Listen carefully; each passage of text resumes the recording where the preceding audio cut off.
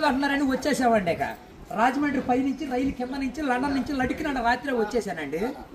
నేను వస్తా దొరగారు మీ కోరికని గుమ్మడికాయంత బంగారాన్ని తీసుకొస్తుంటే కుక్క ముట్టుకోకుండా కుక్క తోక ముట్టుకుంది విజయవాడ బస్ స్టాండ్. కుక్క తోక ముట్టుకున్న బంగారం మళ్ళీ మీరు ముట్టుకుంటారా లేదని 7 పాలాలు పెట్టించేసి ఏట్లో పడేపించానండి. 3 కోట్లు తీసుకెళ్లి మురికాలలో పడేశాను. మా ఇంట్లో కోట్లు కుక్కలు తింటుంటాయండి, లక్షలు లక్కలు తినేస్తుంటాయి, ఏళ్ళు ఎలుకలు తినేసి చిల్లర చీమలు తినేసేస్తాయి. ఇక కాగితాలు కట్టుంటే కాగితాలు తీసుకెళ్ళిపోతాం. మాకు పొయ్యిలో ఎండి ఇంట్లో బంగారం ఉందండి, కాకపోతే ఇంట్లో వాళ్ళు ఎసట్టాలు బియ్యం లేక ఎండిపోతున్నారు. గురుగారు మీకు ఏమన్నా డబ్బుకి కానీ ధాన్యానికి కానీ ఏమన్నా లోటుగా ఉంటే మాకు కౌరు చేయండి, మేము పంపించేస్తాం. మా అడ్రస్ మండలం మతి యాగారం, దాని పక్కనే ఉండదండి, మల్లెడికి పక్కన పిల్లడికి మా ఊరు, మల్లెడి దగ్గర పిల్లడి. దానికి మా అడ్రస్ కి సాయంకాలం ఉత్తరం రాసేసి పోస్ట్ లో ఇంకొకంట పొయ్యిలో వేసేయండి. మీరు పరిగెత్తుకుంటూ వచ్చేసి పంటకాల ఒక 10ంటికి నుంచోండి, నేను 3ంటికి మురికాలలోకి అందించేస్తా. డబ్బు పగిలిపోయిన వాడి మీద వచ్చేస్తుంది 10 కోట్లు. మరి డబ్బు అక్కడ బుట్టతో తీసి తట్ట మీద ఆరబెట్టుకోండి. అబ్బో మేము చదువులో కాడ బాగా పాస్ అయ్యామండి. నేను చదువు సంకల వరకు చదివాలండి, గుడుంతాలు గుండెల దాకా వచ్చేసి పాదాల వరకు వచ్చేస్తే ఇంగ్లీష్ ఈదులు అమ్మడ పరిగెట్టేసింది. చదువు ఎక్కువైపోయి అబ్బాయి గారి సంతకం పెడతాం మర్చిపోయాను. సోనియా గాంధీ గారి దగ్గరికి వెళ్ళి ఉద్యోగం అడిగానండి. రాజీవ్ గాంధీ గారు రాసిచ్చారు ఈ ఊళ్ళో ఉద్యోగం, ఎక్కడైతే సంతకాలు చేసే పని ఉండదు. ఈ ఊళ్ళో ఉద్యోగం రాసాక ఒక పని దొరికిందండి. ఈ మధ్యన ముసలి వాళ్ళంతా ఉండకూడదని పొద్దున్న మా డిపార్ట్మెంట్కి ఆర్డర్ వచ్చింది. ముసలి వాళ్ళు ఉన్న కాడి నుంచి అత్తాకోడళ్ళు పోట్లాడుకుంటున్నారు.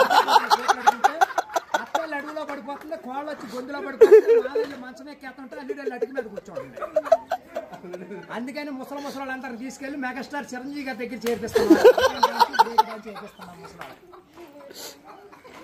గురువు గారు దానికి దసరా పండుగ రోజున మా ఊళ్ళో ఏప్రాలు పందాలు వేపిస్తున్నాను. నాపరాల మీద ఏప్రాలు పోట్లాడుకుంటే నాపరాలు బద్దలైపోయాయి. ఇప్పుడు సమరాత్రి గారు వెళ్ళి సౌండ్ చేస్తుంటే, మునసూపు గారు వెళ్ళి ముడేస్తుంటే, కర్ణం గారు వెళ్ళి కాగితాలు రాతుంటే, ప్రెసిడెంట్ గారు వెళ్ళి పెళ్లి చేసేస్తున్నారు. ఇప్పుడు ఆ పెళ్లి భోజనాలకు ఎక్కించుకురమ్మని మా ఇయ్యంకుల వారు ఊపిలేని విమానాన్ని పంపించారండి.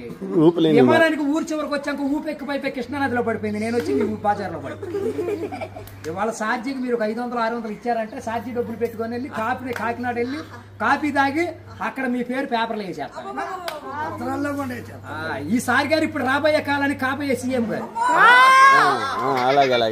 మీ పేరు పేపర్లో వేపించేస్తానండి. ఈనాడు పేపర్లో వేపించానంటే ఆంధ్రజ్యోతులు అక్షరాలు లేకోకుండా వచ్చేస్తుంది. చదువుకున్నవాడు చదువుకోవచ్చు, చదువు లేనివాడు చదువుకోవచ్చు. దొరగారు మన ఊరంతా ఖాళీగా ఉందని సాయంకాలం మన ఊరు కాలువలో కరువు మీటింగ్ పెట్టిస్తున్నాం. మీరంతా కాడ వచ్చేయండి.